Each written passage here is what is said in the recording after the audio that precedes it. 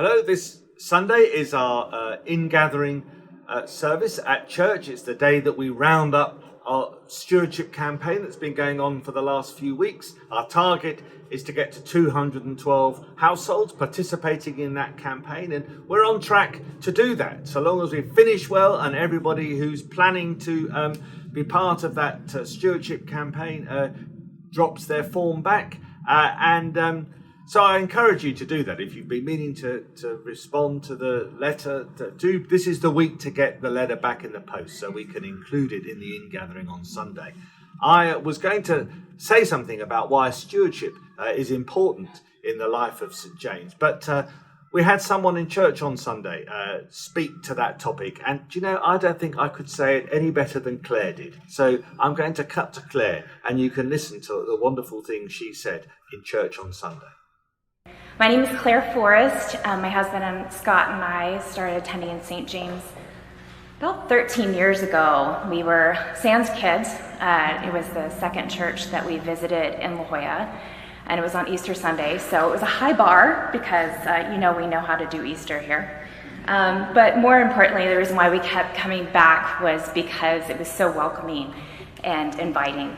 And that says a lot, I think, for Easter Sunday because a lot of us come out for Easter Sunday, and we're all kind of caught up in what's going on Easter, but to still be welcoming on such a big day was really important to us.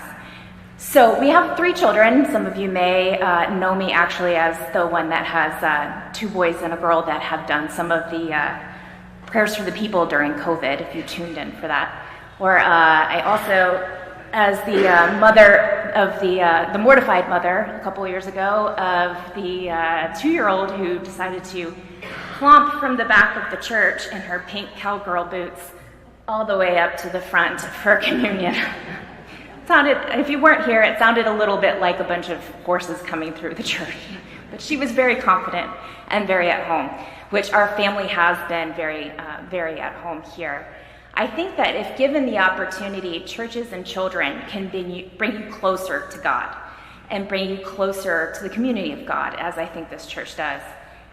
Our children have had their faith strengthened through attending Sunday school and the children's services here at St. James, whether it's Vacation Bible School in the summer, which they always come away just saying it was the best week ever, or even just every Sunday that we're able to attend here in church. They talk about church when we come home, want to come back, and it led us to sending them to a Christian-based school to support that faith, and it supports us as well. But this church also supports the community in unique ways. I was fortunate enough to have the support of this church and be able to have my artwork exhibited in September. And I was telling people where the exhibit was going to be, and they were like, a church that has an art gallery? How cool is that? And I mean, that doesn't happen very often, but we have an artist in residence program. We have the art gallery, which you guys do need to go over and check out the 7 series. They're beautiful.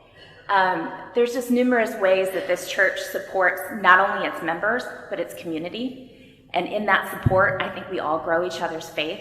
And we can't do that without the financial support of the members of the church as well. So please, when you're considering giving, please remember that you're not only supporting your own family, but you're supporting the families of this church, and you're supporting the community, and we're all growing each other's faith in that support. So thank you so much.